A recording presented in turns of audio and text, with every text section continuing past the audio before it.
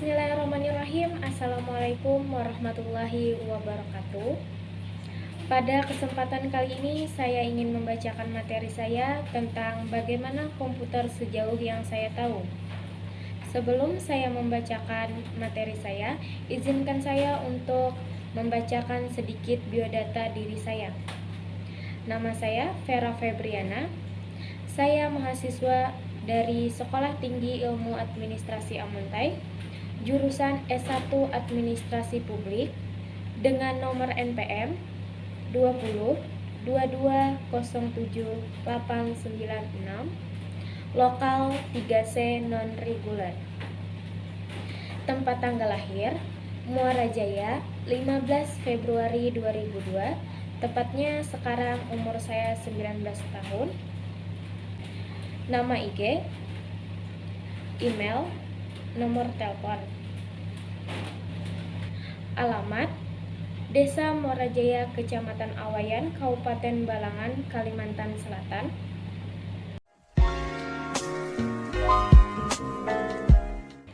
Komputer sejauh yang saya tahu.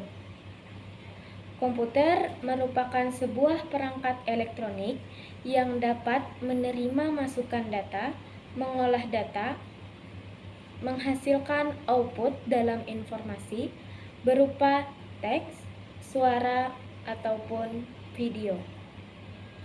Sebagian besar kegiatan manusia di era modern ini dilakukan menggunakan komputer. Komputer dulunya hanya digunakan sebagai alat penunjang pekerjaan, tetapi sekarang sudah menjadi suatu kebutuhan yang harus dimiliki oleh masyarakat. Komputer terdiri dari 3 elemen penting. Yang pertama, hardware atau perangkat keras. Hardware adalah jenis komponen yang ada dalam komputer yang dapat dilihat fisiknya dan dapat dirasakan secara langsung. Contohnya hard disk, prosesor, CD atau DVD, monitor, printer, dan masih banyak lagi. Yang kedua, software atau perangkat lunak, yaitu suatu program untuk menginstruksikan komputer untuk melakukan suatu tugas tertentu, seperti sistem operasi, sistem aplikasi, sistem program, program utilitas, dan bahasa pemrograman. Yang ketiga, ada brainware yang terdiri dari manusia itu sendiri yang berfungsi sebagai administrator, pemrogramer, dan operator.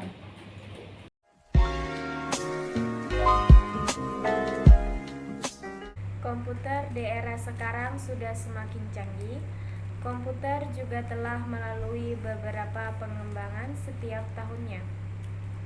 Seiring perkembangan zaman, komputer yang sangat pesat membawa banyak perubahan dalam hidup manusia yang berguna untuk kehidupan sehari-hari. Telah banyak inovasi teknologi yang kini hadir di tengah masyarakat. Hal ini diciptakan semata-mata untuk memenuhi kebutuhan manusia. Semakin manusia membutuhkan banyak hal, semakin banyak juga teknologi-teknologi yang tercipta untuk memudahkan para pengguna dalam memenuhi kebutuhannya. Sebelum dilengkapi oleh berbagai fitur serba canggih seperti sekarang, perkembangan komputer diawali dari sebuah inovasi sederhana yang lahir sejak tahun 1800-an. Mengenai sejarah komputer. Sejarah komputer dimulai dengan pertemuan pertama dari Charles Babbage, seorang ilmuwan matematika yang berasal dari Inggris, yang bertujuan untuk mengembangkan alat hitung mekanik, yaitu komputer. Sejarah komputer juga berkaitan erat dengan perhitungan aritmatika, Awalnya komputer berfungsi sebagai alat bantu hitung manusia. Ide tersebut untuk mengembangkan komputer dilatar belakangi oleh perhitungan dengan memakai tabel matematika yang sering melakukan kesalahan, sehingga dia ingin mengembangkan mesin hitung secara mekanik yang terinspirasi dari perkembangan mesin hitung yang dikerjakan oleh Wilhelm Sicard, Blaise Pascal, dan Gottfried Leibniz. Pemikiran tersebut kemudian dituangkan dalam surat yang berjudul Catatan tentang penggunaan mesin hitung pada perhitungan astronomi dan tabel matematika. Sejak Charles terus berupaya mengembangkan mesin hitung komputer agar dapat diprogram oleh manusia namun tidak selesai, kemudian mesin itu dilanjutkan oleh anaknya yang dikembangkan oleh berbagai pihak sampai menjadi komputer canggih yang kita kenal saat ini.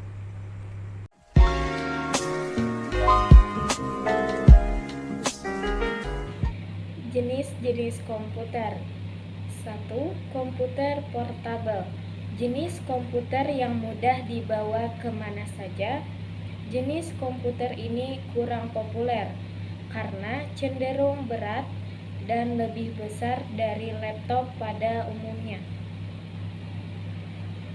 Yang kedua, komputer desktop. Sesuai dengan namanya, komputer ini berada di atas meja. Komputer ini memiliki CPU yang terpisah dari monitor dan keyboard. Yang ketiga, komputer plum top. Komputer yang bentuknya kecil dan bisa digenggam. Komputer jenis ini sudah sangat jarang digunakan sejak ditemukannya smartphone. Yang keempat, komputer power.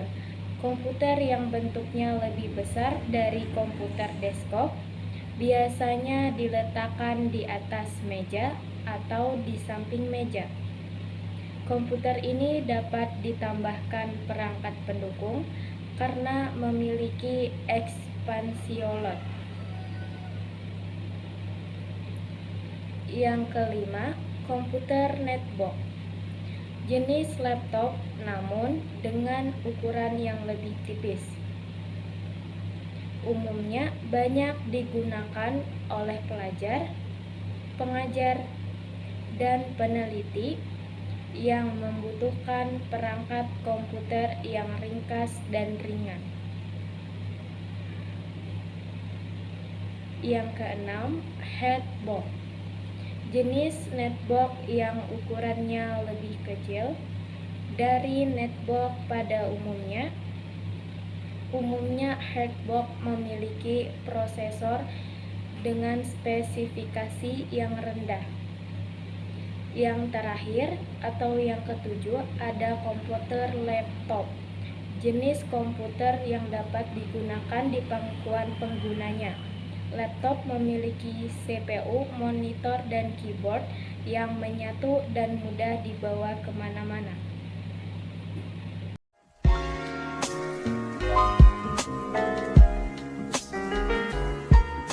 Fungsi komputer. 1. Data input atau data entry. Fungsi pertama data input yaitu menerima data, juga informasi dari sumber luar. Data yang diterima bisa melalui aktivitas ketikan keyboard atau klik mouse. Selain itu, komputer juga bisa mendapatkan informasi dari peralatan lain atau komputer lain. 2. Data processing. Berbagai macam data yang diproses adalah berbagai macam data dan informasi yang diberikan oleh perangkat input, yang kemudian akan menghasilkan output yang berupa informasi, contohnya teks, gambar, audio, video, dan grafik. 3. Penyimpanan data. Penyimpanan data stroke atau penyimpanan data adalah sebagai tempat menyimpan. Penyimpanan yang dilakukan berbeda-beda, tergantung bagaimana informasi yang akan digunakan. Ada yang disimpan dalam memori komputer, ada juga yang disimpan dalam memori tambahan. Fungsi ini memudahkan pengguna untuk menemukan data yang akan digunakan. 4. Keluaran data atau output. Data yang telah diproses dalam komputer hasilnya akan tersedia untuk digunakan oleh pengguna atau perangkat lainnya dengan berbagai tujuan. Contoh dari data output yaitu sebagai file audio, hard copy ke kertas, dan lain sebagainya.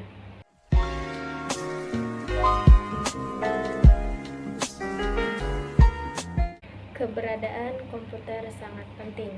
Manfaat komputer dianggap sebagai alat multifungsi dan sudah banyak dikenal oleh banyak orang, baik dari kalangan anak kecil, remaja, bahkan orang dewasa sekalipun. Ada banyak manfaat yang ditimbulkan dari komputer, baik positif maupun negatif. Adapun manfaat positif komputer: 1. Sarana komunikasi. Dengan memakai komputer, kemudian menghubungkannya ke internet sebagai alat penghubung dengan teman, saudara, atau keluarga melalui beberapa media yang ada, misal email, WhatsApp, dan media sosial lainnya. 2. Membuat pekerjaan menjadi mudah. Komputer dapat membantu segala urusan pekerjaan, misal untuk keperluan mengolah data, mempercepat pekerjaan, berkirim informasi, mencetak dokumen penting, dan membuat surat. 3. Sarana penunjang pendidikan. Komputer dalam pendidikan bisa dimanfaatkan oleh guru untuk memberikan materi pelajaran hanya dengan menyajikan video interaktif, simulasi, atau program presentasi melalui komputer. 4. Berbisnis. Untuk mendapatkan manfaat komputer dengan berbisnis bisa dilakukan dengan membuka rental komputer, warnet, kursus komputer, video editing, percetakan, programmer, dan lain sebagainya. 5. Media hiburan. Berbagai hiburan yang bisa didapatkan dari komputer, misalnya menonton film, bermain game, mendengarkan musik, dan lainnya. Ditambah lagi, semakin pesatnya perkembangan internet membuat hadirnya banyak situs-situs yang menawarkan pengguna untuk menikmati hiburan yang disediakan. Dampak negatif komputer. Yang pertama, dapat menimbulkan sifat malas karena hampir semua informasi dapat diketik. Yang kedua, dapat menimbulkan kecanduan bermain komputer. Yang ketiga, semakin banyak pengakuan hak cipta seperti pembajakan software, penggandaan tanpa izin, hingga pemakaian tanpa izin si pembuat. 4. Kesehatan mata dapat terganggu atau bahkan rusak yang disebabkan akibat pemakaian komputer yang berlebihan. Sekian penjelasan dari saya. Mohon maaf apabila ada kesalahan kata yang mungkin tidak tepat sehingga sulit untuk dimengerti. Saya Vera Febriana. Terima kasih. Wassalamualaikum warahmatullahi wabarakatuh.